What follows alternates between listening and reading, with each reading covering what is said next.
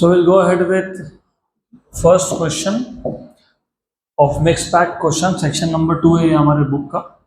The displacement y of a particle is given by y equals to 4 cos square t by 2 sine of 1000 t. This expression may be considered to be a result of superposition of how many simple harmonic motions? तो सबसे पहले you have an equation y equals to 4 cos square t by 2 sin 1000 t. आपको सबसे पहले तो ये पता होना चाहिए कि cos स्क्वायर थीटा ये होता है 1 प्लस cos 2 थीटा बाई 2. इसका मतलब cos square t by 2 is 1 plus cos t, क्योंकि cos थीटा कितना है t बाई 2, तो 2 थीटा मतलब 2 t by 2 cos t by 2. अब ये इक्वेशन नंबर 2 इक्वेशन नंबर 1 में सब्स्टिट्यूट कर दोगे तो from 1 and 2, therefore from equation number 1 and 2 you will have y equals to 4. उसके बाद ये आ गया आपका 1 plus cos t by 2 into sine of 1000 t. 1 and 2 तो y equals to 2 plus 2 cos t into sine 1000 t. So you have y equals to 2 into sine 1000 t plus 2 cos t sine 1000 t.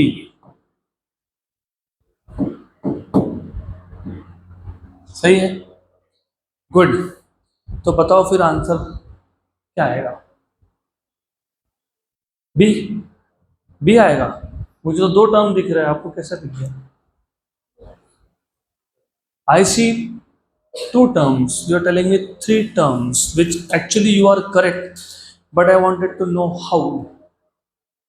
क्योंकि ये 2 cos a sin b मतलब 2 sin a cos b का formula लगाना पड़ेगा. ये तो यहाँ पे एक काम करो, इसको उधर लिख देता हूँ मैं, ऐसा कर लेता हूँ. तो you know what is 2 sin a cos b? नहीं पता तो फिर तुमको ये पता होना चाहिए sine of a plus B क्या होता है. और साइन ऑफ a प्लस बी, हाँ, sine a cos b plus cos a sine b. फिर तुमको ये पता होना चाहिए कि what is sine of a minus b. What is sine of a minus b? Sine a cos b minus cos a sine b. फिर तुमको इन दोनों को करना चाहिए ऐड. जब तुम इनको ऐड करते हो तो ये और ये हो जाता है कैंसल. तो ये हो जाएगा आपका sine A plus B plus sine A minus B equals to 2 sine A cos B. तो 2 sine A cos B is sine A plus B plus sine A minus B. तो ये जो टर्म है y equals to 2 sine 1000 t, इसको तो वैसे ही रखो, लेकिन ये a है, ये b है. Sine 2 sine A cos B कितना आया? 2 sine A cos B sine A plus B plus sine A minus B. Sine A plus B 1000 T plus T plus sine A minus B 1000 T minus T. Okay, good. तो हो गए total 3 terms. तो you have y equals to 2 sine 1000 t plus sine 1001 t plus sine 999 t. तो 3 terms हैं यहाँ पे, 3. Option number B. Done.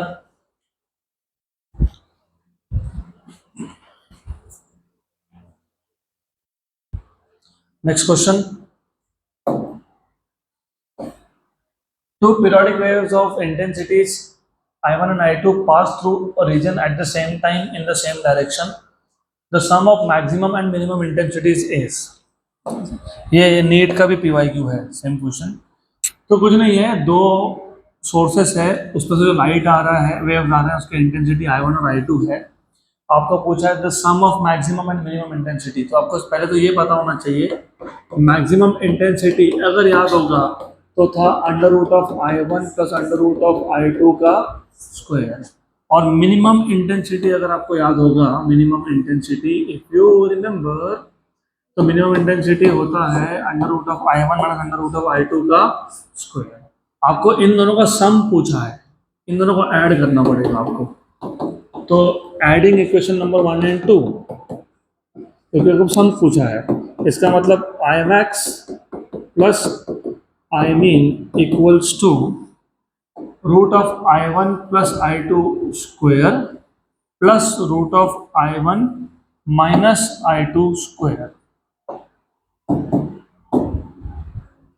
फिर इसको तुमको एक्सपांड करना है, a plus B bracket square, a मतलब रूट I1 का square is I1, 2 root I1 I2 क्योंकि 2a into B plus root I2 का square plus I1 minus 2 root I1 into I2 plus root I2 का square. Okay good. तो अभी इसमें ये और ये हो गया कैंसल। I1 दो बार है, I2 भी दो बार है, तो 2 कॉमन आ गया, 2I1 plus I2, option number D. चलो अगला क्वेश्चन, नेक्स्ट क्वेश्चन। जोक है, जोक। क्यों joke? Two waves represented by y equals to a, ये a1 है, sine omega T minus K X, and y a, ये a2 है, second amplitude, ये y1 wave है, ये y2 वेव है, a cos omega T minus K x are super imposed. एक sine wave एक कॉस वेव का सुपर पोजिशन हुआ और आपको पूछा रिजल्टेंट वेव का एम्पलीट्यूड कितना आएगा। वैसे डायरेक्ट बता सकता हूँ आंसर में, आंसर √2a आएगा, और क्यों आएगा वो समझ लो। रिजल्टेंट एम्पलीट्यूड अगर आपको याद होगा तो वो था under root of a1 square plus a2 square plus 2a1 a2 cos of phase difference, right. a1 की वैल्यू a है, a2 की वैल्यू भी a है, तो 2a स्क्वायर और कॉस ऑफ 90। ऐसा क्यों? क्योंकि एक साइन वेव है, एक कॉस वेव है, साइन वेव और कॉस वेव में फेज डिफरेंस π/2 ही होता है। तो ये तो 0 हो गया, cos 90 इज 0, तो क्या हो गया a square plus a square मतलब √2a, √2a स्क्वायर मतलब √2a, ऑप्शन नंबर बी। तो क्वेश्चन पढ़ते टाइम ही आंसर आ गया था इसका। अगला question, question number 4। Sound waves of velocity 600 Hz fall normally on a perfect reflecting wall. The shortest distance from the wall at which all particles will have maximum amplitude of vibration will be. What a joke! It is a joke. Why it is a joke? क्योंकि तुमको λ/4 distance पूछा है। समझा कैसे? Sound waves of frequency fall normally on a perfectly reflecting wall.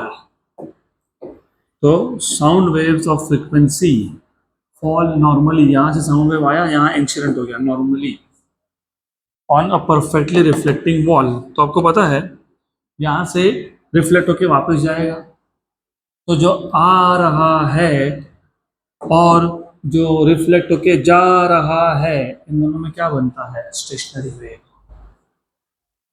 इसलिए मैंने बोला था कि स्टेशनरी वेव फॉर्मेशन के लिए दो अलग अलग वेव होते ही नहीं है, जो आया वही रिफ्लेक्ट होके गया। और ये एयर कॉलम है, क्योंकि साउंड वेव है, साउंड वेव मतलब एयर में ट्रैवल करता है। तो तुमको मिल गया fundamental frequency 1 node 190 node, 1 node 190 node होता है λ/4, राइट। आपको पूछा क्या है? आपको पूछा है, क्या पूछा है आपको? The shortest distance from the wall at which the particles will have maximum amplitude. Shortest distance from the wall मतलब यहाँ से यहाँ तक का distance, shortest distance from the wall, ये वॉल है, and shortest distance from the wall at which all the particles will have maximum amplitude. Maximum amplitude मतलब कौन होता है पता है क्या? Anti node. तो node to anti node distance पूछा है तुमको λ/4, और you know v equals to n lambda. What is lambda? v/n। तो v बाय n, v दिया हुआ है ना 300 और n दिया हुआ है ना 600 दिया हुआ है, यस। तो हो गया ना क्वेश्चन सॉल्व। 1 जा एंड 2 जा तो कितना आ गया 1/8 meter, option number C. Next question, अगला question. Two waves are represented by, वही क्वेश्चन है जो अभी किया था, y1 equal to a sin kx minus omega t and y2 equal to a cos kx minus omega t। Amplitude of resultant wave is what, √2 है, अभी तो solve किया, वही क्वेश्चन है। Next question, the velocity of sound in air is 330 meter per second. The velocity of sound in air is 330 meter per second. The RMS velocity of air molecules is approximately equal to, velocity of sound दिया है आपको, gamma की value दी है और आपको पूछा है RMS velocity of air molecule. How do you find out RMS velocity of air molecule? RMS, CRMS is under root of 3RT by n, ऐसे था ना? यस या नो? एक तो हाँ बोलो, एक तो ना बोलो।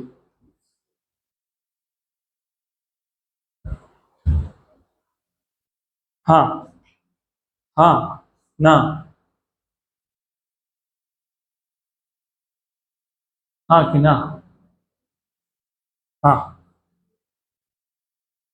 तो बताओ फिर आंसर बताओ।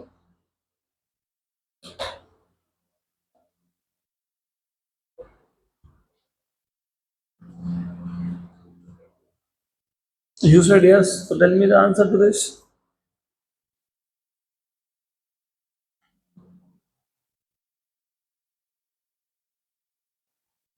चलो ठीक है यार, ध्यान दो, मैं आपको डायरेक्ट फॉर्मूला दे देता हूँ, लेकिन you have to know how to derive such formulas. Velocity of sound in air दिया हुआ है आपको, velocity of sound in air 330 है और आपको RMS velocity of air molecules पूछा है, तो उसका सीधा फॉर्मूला होता है CRMS, CRMS equals to under root of 3 by gamma into v, where v is speed of sound in air. So root of 3 by gamma, gamma is 1.4 and v is 330. 3 by 1.4 is slightly greater than 2, क्योंकि 3 अपन 1.5 या 2 था, ये 2 से थोड़ा बड़ा होगा, थोड़ा बड़ा होगा, तो 2 से थोड़ा बड़ा ले लो, जो भी लेना होगा वो ले लो। तो ये 2 से थोड़ा बड़ा है, मतलब ये रूट भी 1.414 से थोड़ा बड़ा है, मतलब 1.5 मान लो, 1.4 से थोड़ा बड़ा हो गया ना, तो 1.5 मान लो, 1.5 इंटू 330 कितना होता है, आ गया आंसर 470 के आसपास। देखो ये ना 3 डिवाइडेड बाय 1.4 है, इसका रूट है 1.46, 330 से मल्टीप्लाई कर लिया 483 पॉइंट समथिंग, तो 483 पॉइंट समथिंग, तो आ गया 471.4 metre per second. Done, to simple.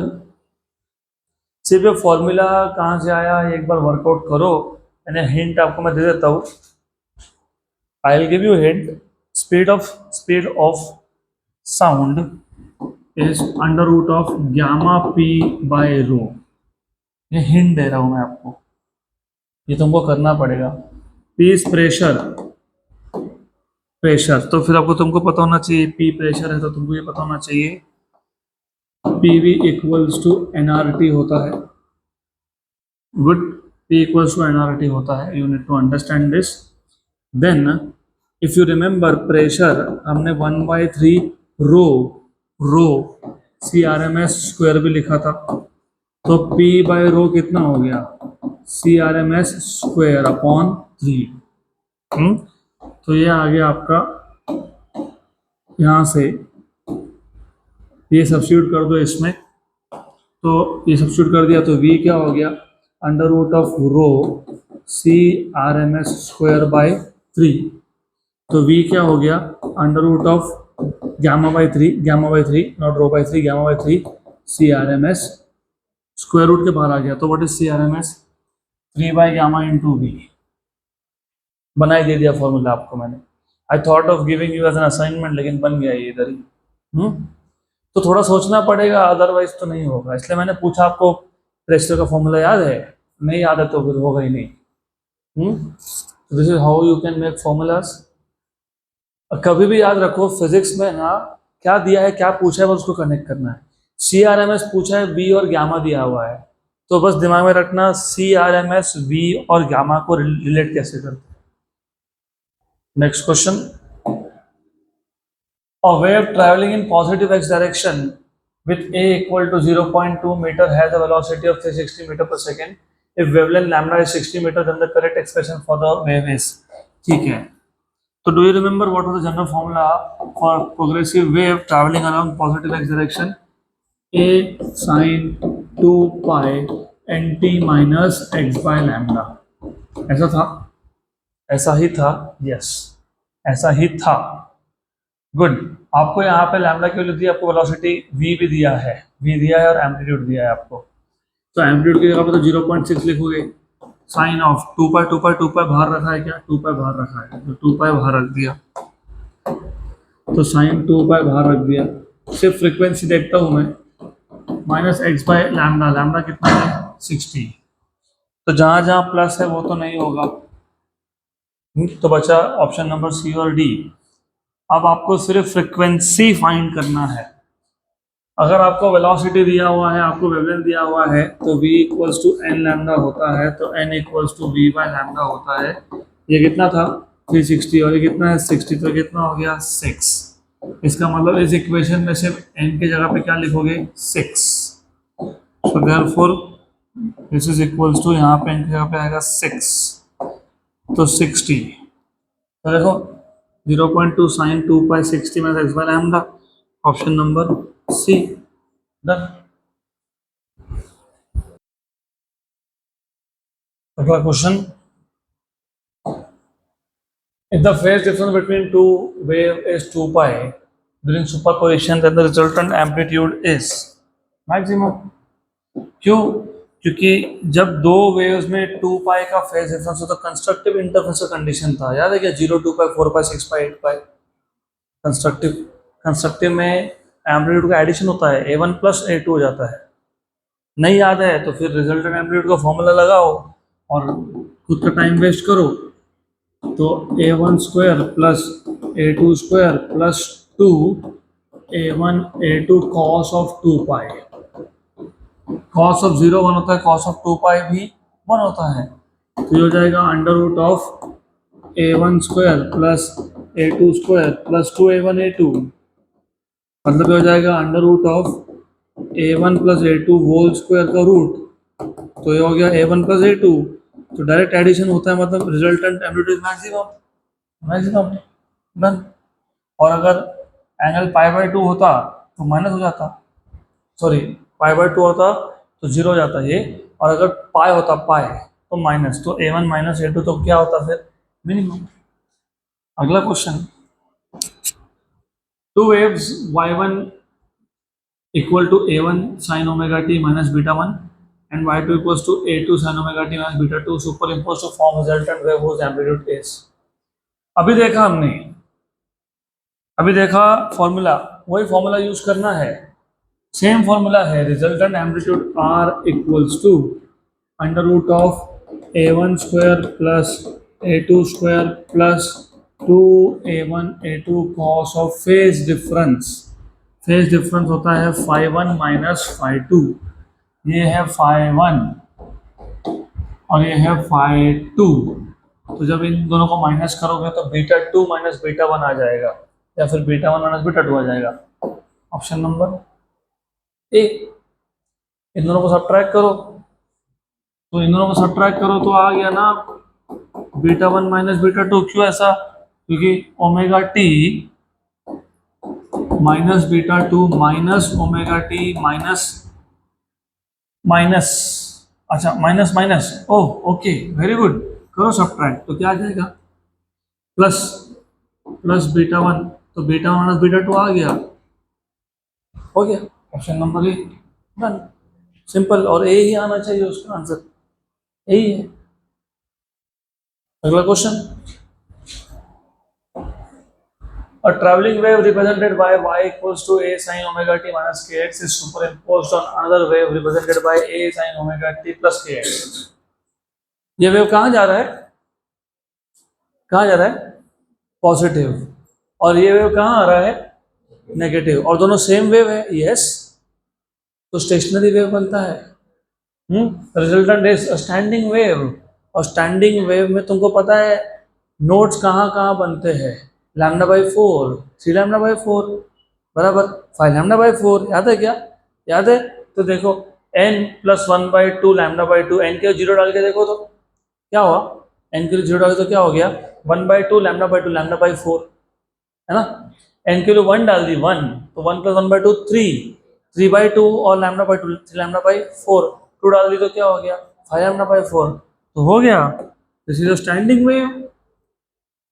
Standing wave में जो वेव जाता है वही रिफ्लेक्ट होकर आता है, तो अगर बीच में माइनस है तो इधर बीच में प्लस होना चाहिए, तो बराबर हो गया, सही है।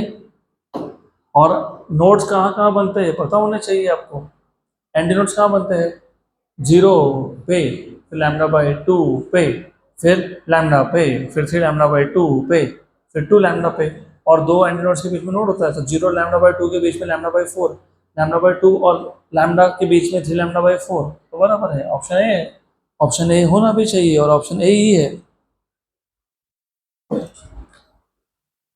क्वेश्चन 11, अभी ये मैं आपको असाइनमेंट दे रहा हूँ क्योंकि समथिंग रिलेटेड है, जो हमने पिछला क्वेश्चन सॉल्व किया उसी के साथ रिलेटेड है ये, तो you have to try by yourself, assignment question है ये।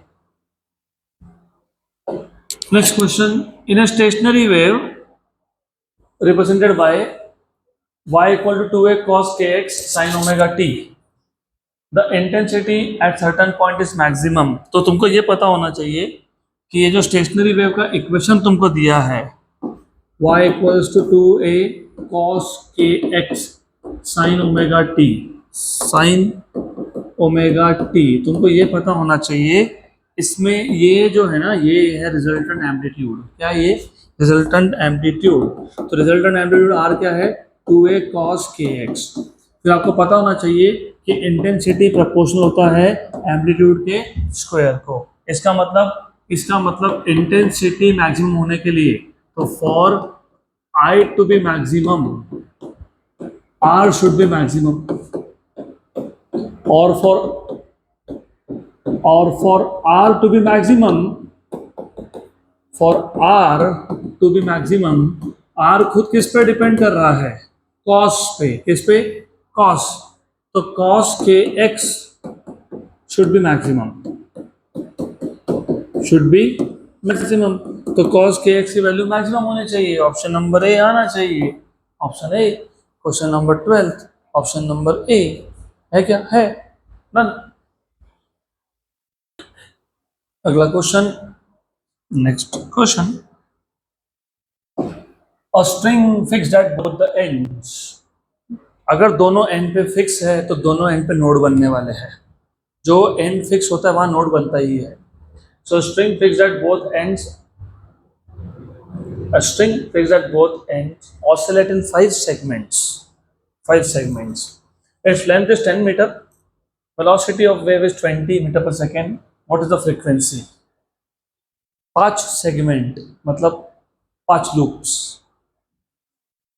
5 लूप्स मतलब फिफ्थ हार्मोनिक, तो ये फिफ्थ हार्मोनिक की फ्रीक्वेंसी की बात चल रही है यहाँ पे, तो remember what they are asking you is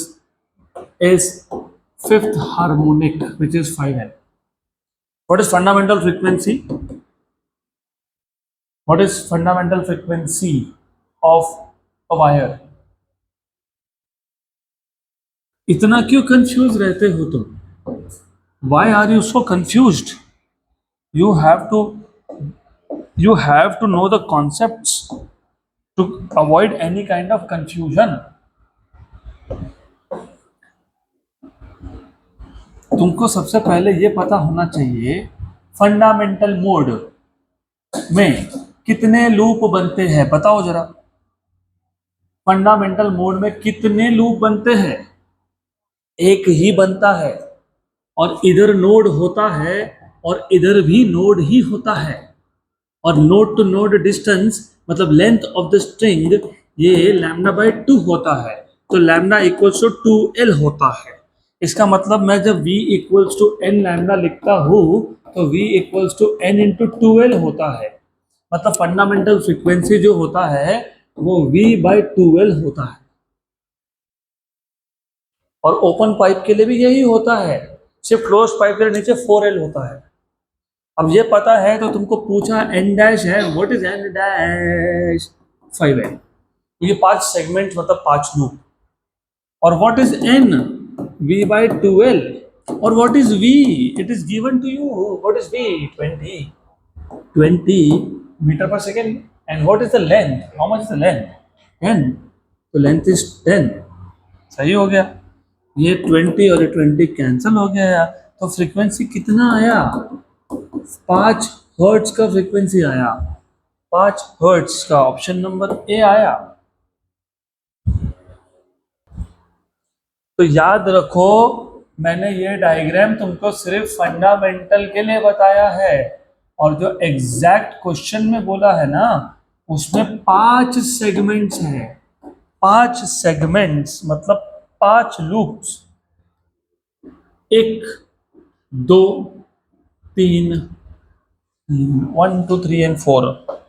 5 segments चाहिए थे मेरे को। 5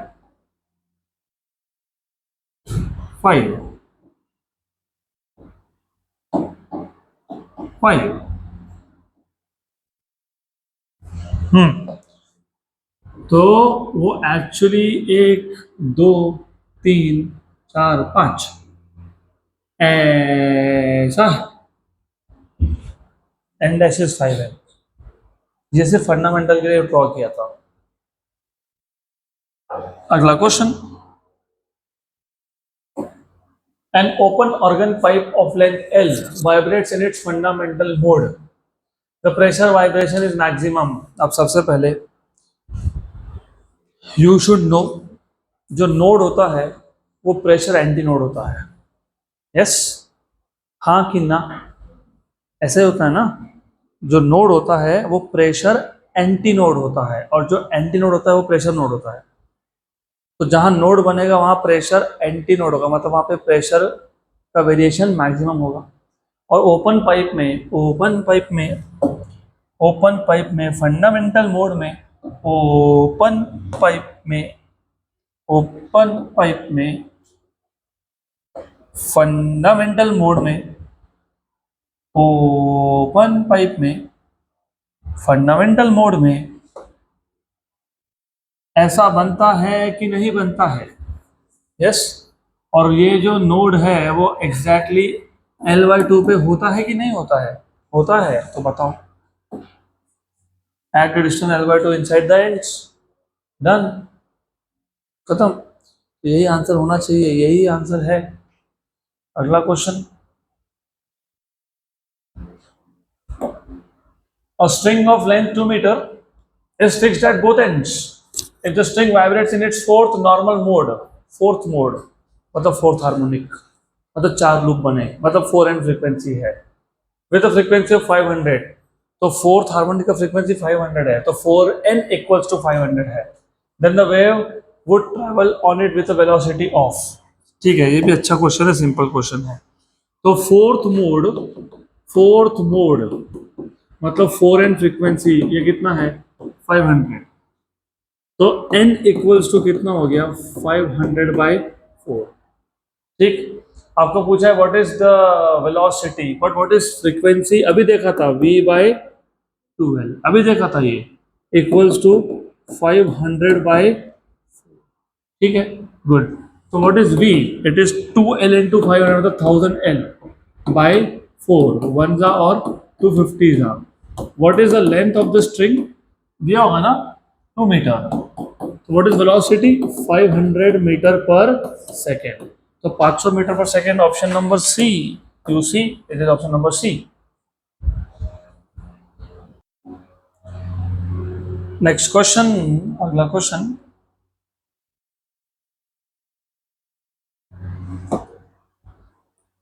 The equation of a stationary wave along a stretched string is given by y equals to 4 sine of 2 pi x by 3 cos of 40 pi t, where x and y are in centimeter, t is in second. The separation between two adjacent nodes is. तो पहले आपको ये पता होना चाहिए कि जिसके साथ x हो x, वो एम्पलीट्यूड का पार्ट होता है, मतलब ये रिजल्टेंट एम्पलीट्यूड है। क्योंकि स्टेशनरी वेव के दो फॉर्म होते हैं, मैंने पहले भी बताया था। एक होता है y इक्वल्स टू 2a याद है क्या, cos of 2 pi x by lambda sine of omega t, मतलब 2 पाई nt।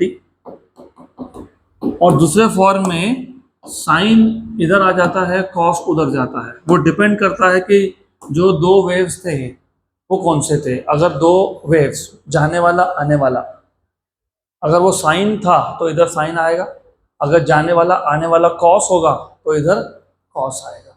मतलब जो तुम्हारा रिजल्टेंट एम्पलीट्यूड है ये आर और यहाँ पे ये आर है। अब कंपेयर करके बताओ, तुमको पूछा क्या है, separation between two adjacent nodes, what is distance between nodes, lambda by 2। तो पहले कंपेयर करके मुझे बताओ what is the value of lambda 3। तो from equation number 1 and 2, from 1 and 2 lambda is 3, and distance between nodes, successive nodes, distance between two successive nodes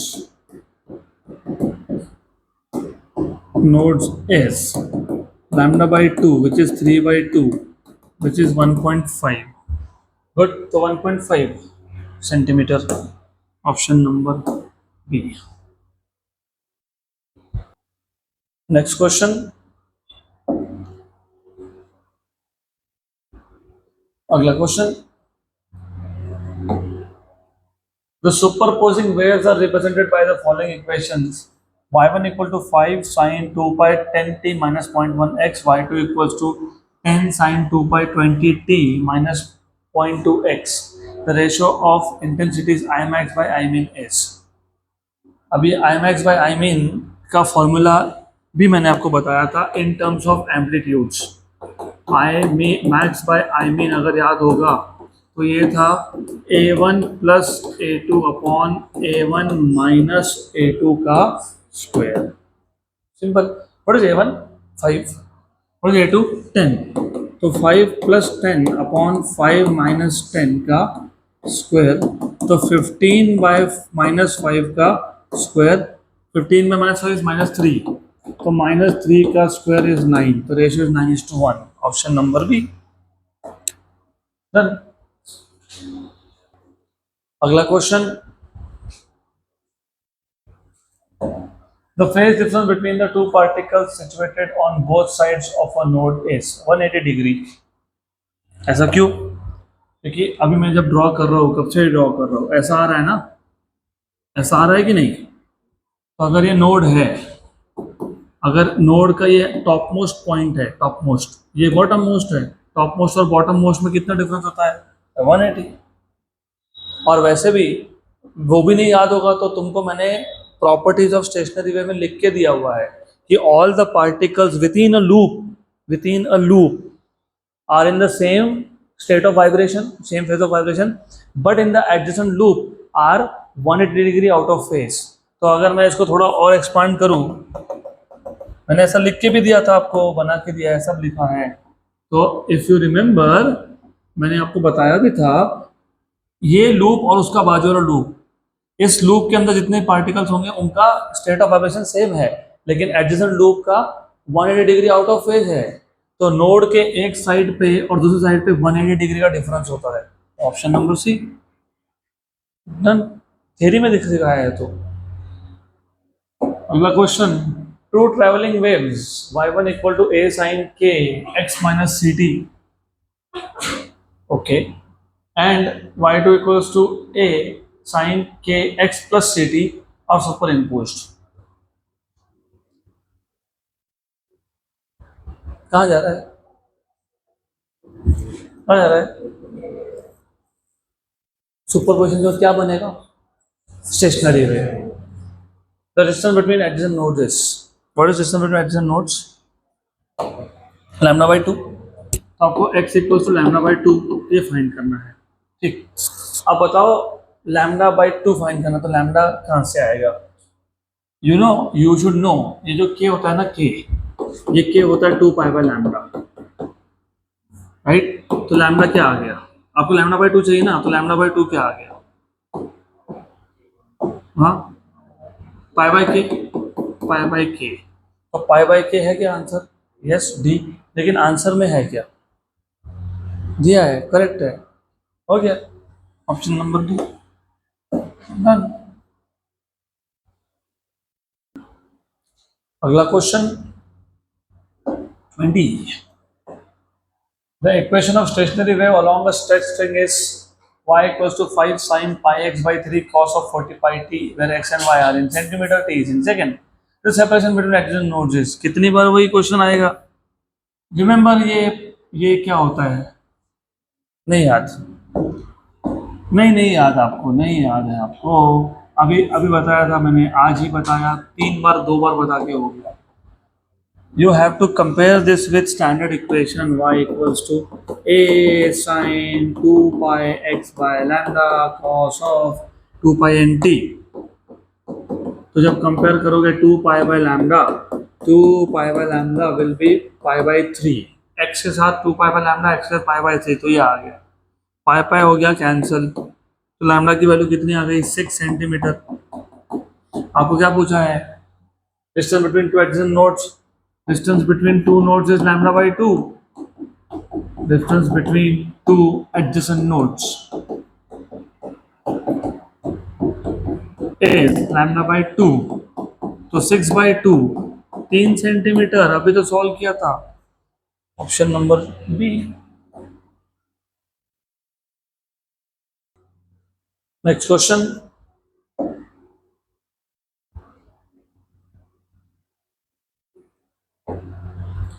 in stationary wave distance between a node and its nearest antinode is 20 centimetre. तो पता होना चाहिए node to antinode distance कितना होता है? Lambda by 4, और वो कितना दिया हुआ है? 20 सेंटीमीटर दिया है, तो वेवलेंथ कितना मिल गया? 80 centimetre. The phase difference between the two particles having separation of 60 centimeter will be, phase difference is 2 pi by lambda into path difference। Okay, तो 2 पाई बाय लैम्डा, लैम्डा की वैल्यू कितनी आई? 80, और path difference कितना दिया हुआ है? 60, ये 60 centimetre का पार्ट डिफरेंस है, हो गया। दिस इज 3 जा, दिस इज 4 जा, दिस इज 1 जा, दिस इज 2 जा, तो क्या आ गया? 3 pi by 2, 3 pi by 2, option number D. अगला question, when a stationary wave is formed then its frequency is same as that of individual waves। हाँ सही है, ऐसा ही होता है। Okay, option number A. In stationary wave all the particle between two nodes pass through the mean position at different times with different velocities? No. At different times with same velocity? No. At same time with equal velocity? Yes. See, good, simple, ऐसा होता है। मैंने property में लिख के दिया है आपको, प्रॉपर्टी ऑफ स्टेशनरी वेव में मैंने लिख के दिया है वो। Stationary waves of frequency 300 Hz are formed in a medium in which velocity of sound is 1200 meter per second। Frequency 300 है, स्पीड दिया है। The distance between a node and neighbouring antinode, मतलब क्या पूछा है? Lambda by 4, v equals to क्या होता है? n लैम्डा, तो लैम्डा क्या हो गया? v बाई n, तो x क्या है? लैम्डा बाई 4, मतलब v बाई 4n, तो x क्या हो गया? v कितना है? 1200 है, 4 इंटू फ्रीक्वेंसी कितना दिया था? 300 दिया था, तो 1200 बाई 1200 इज 1, तो 1, ऑप्शन नंबर ए, ऑप्शन नंबर ए।